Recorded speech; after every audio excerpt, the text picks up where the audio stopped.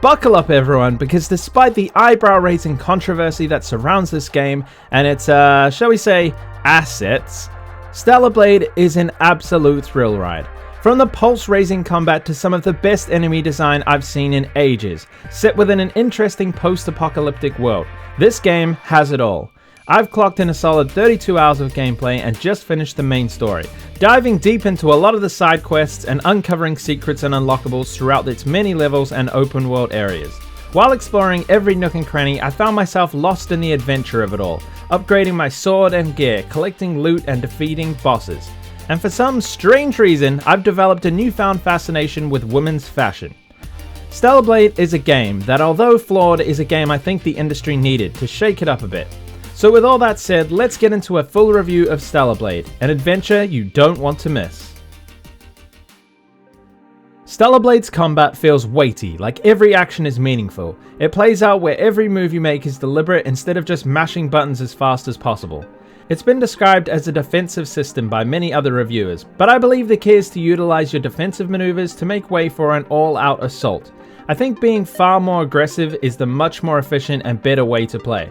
There are a plethora of enemies and bosses that are susceptible to interrupts and stuns, so you can just keep an enemy unable to attack for extended periods by mixing in combos and special moves. Once your assault is over, return to a short period of defensiveness while you charge up your special attacks once again. Let's take a small step back to explain the more basic parts of combat. Like many games, its core is light attack with square and heavy with triangle. However, depth is added to the system with its myriad of combos, many of which are already unlocked when you start a new game. They are all displayed in the skill tree. By using different combinations of these basic attacks, Eve, our protagonist, will execute different combos that all do something slightly different. One of my favorites is Onslaught 3, which is executed by pressing triangle, square, then holding square, and then finally triangle again. This combo not only deals decent damage, it also allows you to gracefully evade enemy retaliation by the final triangle push dashing you past them and out of harm's way. This system rewards you for learning these combos by dealing more damage, and some combos even interrupt enemies or have little AoE effects. Although it is encouraged to learn these combos, you could still get by in this game by just mashing square, as I tended to do in some more intense situations where I'd panic and all of my training would go out the window. I'm making it sound like I'm some kind of soldier myself. Dodging in Stellar Blade is chef's kiss. Firstly, players have 3 distinct dodges that you need to use in specific situations. Standard dodge can be used at any moment by pressing circle, but timing it perfectly will reward you with a charge to your burst meter, which we will talk about later. Not only that, but it grants the opportunity to quickly follow up with a counterattack. Yellow attacks must be dodged, but enemies also have 2 other types of attacks which cannot be parried, the blue and purple attacks, which is where your other dodges come into play. Blue means you must blink forward by pressing forward towards the enemy and dodge when your sword glows blue. The same is true for the purple, except you must hold your movement away from the enemy and press circle, initiating a repulse. Blink dashes you past the target and gives you a nice quick attack on the monster's booty. And Repulse launches you backwards, where it reveals a weak spot for you to attack with your gun, which is unlocked later in the game. The dodging system isn't just very effective, it's also stylish and makes you feel like a badass. There's just something about it that makes you feel like you're outsmarting your enemy and getting one over on them. Parrying is another layer to this combat onion, but it's definitely a skill that requires time to master. Timing your parries perfectly by pressing L1 as the enemy attacks is a challenge at first, but there are a few pieces of gear and some skills you can get early on that extend the window for perfect parries, making them much easier, which I made full use of in my playthrough. What's great is that Stellar Blade has made both parrying and dodging essential to the system, and therefore adding depth to the combat. A lot of games these days usually make one of them much more powerful than the other, and most players just learn one of them and stick to it. Once you pull off a perfect parry, you will remove a yellow diamond under the enemy's health bar. Once these are depleted, Eve can perform a devastating retribution attack which does massive damage to bosses and one-shots most normal enemies. Early in mid-game, this is an excellent thing to work towards, but in the later stages of the game, I found it not being worth it during boss fights. Bosses can have many diamonds to work through, and focusing too much on parrying is detrimental to the overall fight, as achieving it didn't really take enough health to justify the effort to achieve a retribution attack. As a result, I still used parries to charge my beta energy, but I didn't focus on it too much and relied more on my other abilities to deal damage. Combat animations are stylish, fluid, and dare I say it, sexy. Somehow, they make every encounter feel cool, and really just make the combat feel great and immerse you in the heat of the battle, making you feel like you really are an elite warrior, just styling on fools. Yeah, I said it, alien freaks, you fools. That'll show 'em. Additionally, light stealth mechanics exist in Stellar Blade, but when I say light, I'm talking you can stab unsuspecting enemies from behind, but that's about it. It adds a nice layer to the exploration that can give you a break from the general combat when you catch a Nativo with their pants down. Ew, that's not a good thought. One-on-one combat shows the combat at its best. However, the game handles encounters with multiple enemies pretty decently thanks to an array of special attacks that you can use to thin the herd. By pressing L1 in one of the shape buttons, is there a collective name for these buttons? I don't know, but when I say that, I mean X, square, triangle, and circle, okay? Each ability has different scenarios that they are best suited for. Breaking shields, dealing damage, AoE, and even a ranged ability. Utilizing these skills requires beta energy, which is charged via attacking, perfect parries, and dodges. This is the strategic push and pull of combat I was talking about earlier, where you use your defensive to empower your all-out assault by using these beta skills. I bolstered this playstyle by upgrading skills in the skill tree and using gears that complemented my beta skills, such as better charging and more damage for beta skills. This playstyle allowed me to effectively stun lock bosses for extended periods, weaving in basic attacks when I could, and also using the other type of special attack.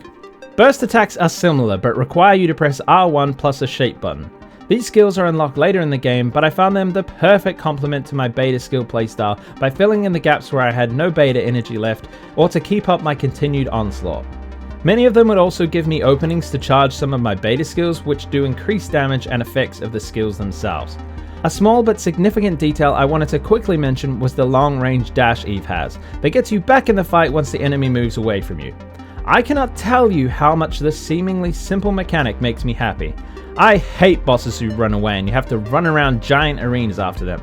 I'm looking at you, Elden Beast. Huh? It has a short cooldown, but damn did I appreciate it. Last piece of the puzzle is your gun. It fires multiple different ammo types and is highly useful in combat against certain enemies and is essential in some later boss fights.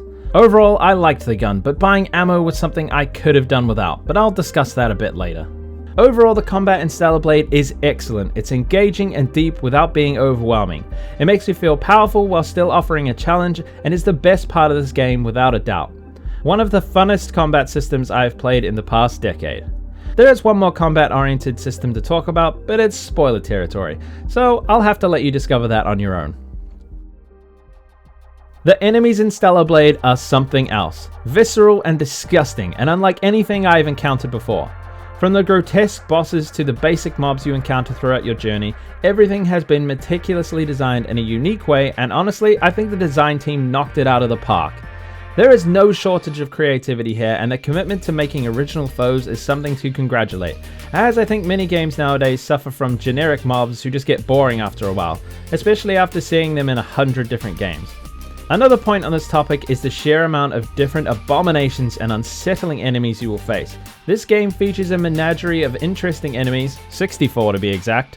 While some are different variants of the same mob, they all have unique attacks to do different things to keep you on your toes during battles. Every battle is different and you must approach it as such, which is a nice switch up from the usual kill 10 big rats in a sewer gameplay we have all become accustomed to lately. Bosses are a massive highlight of this game. Each encounter had me on the edge of my seat and a thrilling test of everything I had learned up until that point. But if I did have one complaint, it's that I wanted more. Don't get me wrong, there are a lot, I just couldn't help craving more of it. Oh wait, I just remembered one more complaint. The final boss for my ending had one really bullshit ranged attack, that if you got hit by the first projectile, it would stun you, causing the other projectiles to hit you and stun lock you, resulting in the death from full health. I just think one mistake death mechanics are pretty stupid, so I just had to say my 2 cents on that boss. Boss fights are not crazy difficult. I usually could conquer a boss in my first few tries, some I killed first time.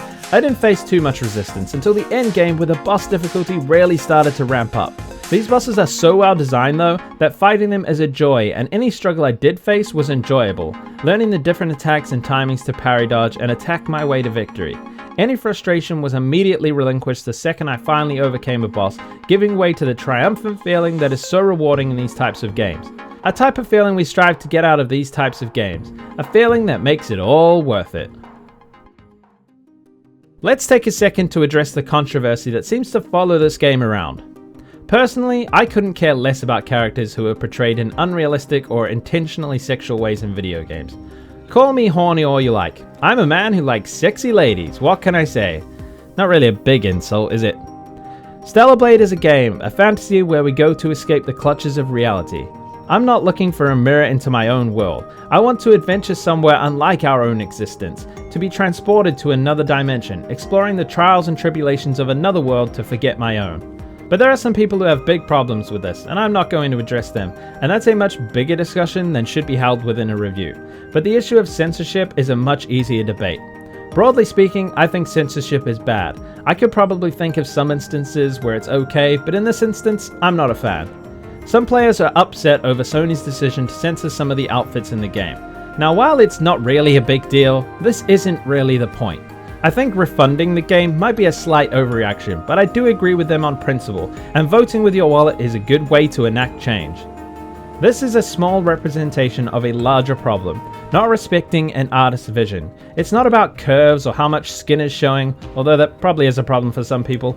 It's the overarching problem of big companies like Sony that are unwilling to let the artist show their intended work and an undermining of the creative integrity of the designer. It's a bigger problem in all media, a general push for safe and boring content where you have to check off things on a list to make sure it all fits into a little box of things that are appropriate so we don't offend some entitled brat on Twitter. Have you seen what became of the Witcher TV series? Diluted it down and changed it so much until it was barely even a shadow of the source material. This just turns everything into a sea of indistinguishable mediocrity, and that is the point people are trying to make, even if the other side of the argument are doing everything possible to purposely misunderstand the situation and claiming everyone is just horny. Well, of course, we're all just humans, but you completely missed the point. Anyway, let's put that to the side and continue our discussion about the actual game. Gear strikes a balance between depth and accessibility. Unlike some games where gearing up feels like a revision session for a big test, in Stellar Blade it's simple to understand while offering a nice suite of different options to customize your build.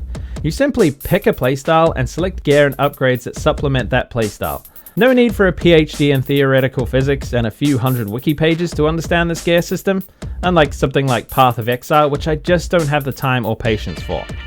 As mentioned earlier, my build was all about my beta skills and using them as often to do as much damage as possible. So I choose exospines that focused on increasing my beta energy buildup and damage. Once I unlocked a second exospine slot, I chose the exospine that made it easier to perfect parry and perfect dodge, because those are very useful for charging beta energy, while also being very useful on their own.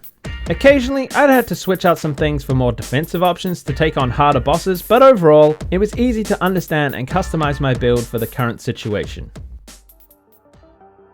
There are a lot of cosmetics for Eve. Hunting them down was a lot of fun and I enjoyed experimenting with different looks. I was constantly unlocking new suits and switching to different ones throughout my playthrough. Often I find something I like and stick with it, but in this game I enjoyed switching out Eve's look for something new constantly. The outfits range from sleek and sexy to downright badass. There is no shortage of outfits to suit any style you want to go for. Personally, I really enjoyed this Kill Bill inspired outfit, or this cool dress which was a pain in the ass to unlock. Collecting all the soda cans in the game unlocks a very suggestive outfit that I myself could not be bothered finding, as collectathons are not my cup of tea. I wouldn't have used it either way, as some of the more, shall we say, revealing or provocative outfits, such as this bikini, I just couldn't bring myself to use. I felt a bit awkward, like they were a tad too far for me. But hey, I'm not here trying to take them away from other people, like the people of Twitter that I keep talking about. I also have to mention this cool bear outfit, which is nothing like any of the other cosmetics in the game. Earrings are another cosmetic which are a nice touch, but nothing too exciting. You can change Eve's haircut and color as well, but you'll have to complete a side quest to unlock this. I like the idea of hiding things like this behind side quests. It gives you more of an incentive to complete side quests, but also does not hinder the gameplay of the game if you choose not to. I liked the haircut and decided early on that I preferred the white or grey colors that just seemed to go with every outfit, which I was swapping constantly while playing. Now as for Adam and Lily, our two main sidekicks, and the drone, there are one or two cosmetic options for them, but are rare and don't add too much to the experience, as most of the game you're on your own exploring. It's still nice to have the option to spruce them up a bit. I loved hunting them down for a new look, and I had favorites that I frequently went back to. A nice touch of personality. The skill tree is divided up into 5 sections, each pertaining to a different aspect of Eve's abilities. Using the attack tree to enhance basic attacks and combos, survival to increase parry and dodge timings, or the burst and beta sections for enhancing those activatable skills. There is a lot of room for customizing your playstyles, so naturally I picked up all the skills which improve my beta skills and beta energy. The 5th section will have to remain a secret as it contains story spoilers. The beauty of the skill tree is the meaningful upgrades or the new skills and combos it presents to the player, with a nice smattering of choice that you do not have to worry about min-maxing due to the generous amount of skill points that are given to the player throughout a playthrough. This leaves you feeling like you can experiment and try new things while out exploring. It allows the player to feel free in their choice, not held down by the dreaded scarcity of skill points in other games. Just want to quickly say thanks for watching my video. If you like what you see here, why not take a second to go down below and smash that like button. Cheers. I would briefly like to discuss the world in which Stellar Blade takes place. It's a post-apocalyptic Earth where humans have all but been wiped out by the now occupying Naytiba, an alien species of disgusting creatures. Eve is some kind of super soldier sent from the human colony in space to eradicate the Naytiba from Earth. While the setting is nothing new and a lot can feel fairly generic, it still has flashes of uniqueness that allow it to do a decent job at setting the stage for our story and remain sufficiently interesting. The standout creature design is a huge factor in selling the setting, making it feel not as similar to other IPs as it could have. The fallen cities that we explore are obviously falling apart, but show a glimpse into the past of how grand and magnificent these cities must have been, with giant statues, towering buildings, and what appears to be a high-rise transport system. The open world areas, however, are another story. Both the wasteland and the desert feel similar to each other and lack the diversity I expected. Uninspired is another word that comes to mind with these two areas, just being big open yellowy areas. I enjoyed the exploration of them, but I wish there was more variety within the aesthetics. The city of Zion was a bit of a letdown for me as well. I was expecting a bit more from it. I thought it would have more verticality, people living on top of other houses with underground passages and gangways hanging over crevices. Maybe a more cyberpunk style to it. Instead we got what feels like a normal town layout. With greater resources for a sequel, I believe these are the areas the game could benefit the most in, with an increase in diversity of locations to visit and overall just improvements to world building and making it feel a bit more unique, leading to a higher degree of immersion for the player. Eve is a soldier, and she embodies that to the fullest. She shows a sense of pure determination and purpose, which could be off-putting to a lot of players, most even finding her dull. I believe this to be a deliberate choice of the writers, as it benefits the narrative. It serves to display her commitment to her mission: wipe out the Naytiba. Eve can come across as aloof or detached, but there is more behind those eyes that we discover as the game progresses. Despite Eve seeming cold and indifferent, she is actually deeply caring with a commitment to do what is right at all times, even if her approach can often be blunt. Her hardened exterior, I think, is what is putting people off. But if you look deeper, you can see the compassion she shows other people, ultimately showing a much deeper character than others are claiming. As Eve progresses through her adventure, she comes up against things that question her morals and what she thought to be true, and ends up changing quite a bit. To sum up Eve, I think she is intentionally written to be the way she is, and it's disappointing to me that everyone's seeing this as a negative. It's the Connor Kenway problem all over again. In contrast, Adam doesn't really have a narrative justification for his dullness and monotone demeanor. He lacks the depth I would expect from a central character and feels like he lacks any kind of presence throughout most of the story. We do get brief glimpses into his personality when he interacts or argues with Lily, but that's about as far as it goes. Speaking of Lily, as I wish she would stop, speaking that is. No, honestly, she's not that bad, but she does have a lot of insignificant dialogue that's just filler. None of it means anything. She is, however, a useful companion as she offers many upgrades to us throughout the game and is genuinely a nice person, albeit very naive. She does fill a vital role by injecting some kind of warmth into the group. As previously discussed, Adam and Eve are both quite dry and to the point. And yes, there is a narrative reason why they are named Adam and Eve. Sadly, Adam and Lily fail to live up to the great sidekicks of the past, and even some of the citizens of Zion are more interesting. For instance, a man who is enamored with a singing android, who introduces us to some of the most interesting side quests that add depth to the world and both their characters, which is a welcome break from the main narrative. I think this could be expanded upon much further in a sequel, using character side quests to flesh out the future, present, and past of this world. Discussing the villains of Stellar Blade can be difficult, as they all delve into spoiler territory. Despite that, the antagonists are compelling or with meaningful motivations that drive how they act.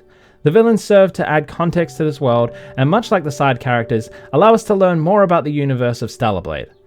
I think there is a great amount of intrigue about the villains and why certain things have happened in the story, packing it all in a nice cohesive box.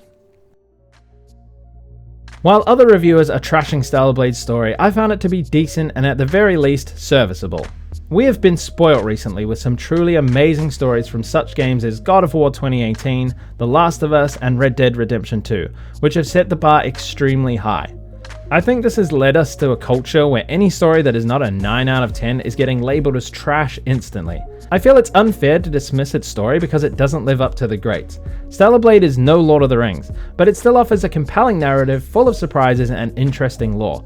Piece by piece, the world is revealed to you, with little hints and red herrings all over the place to tease you into wanting to know more, keeping players intrigued throughout a playthrough.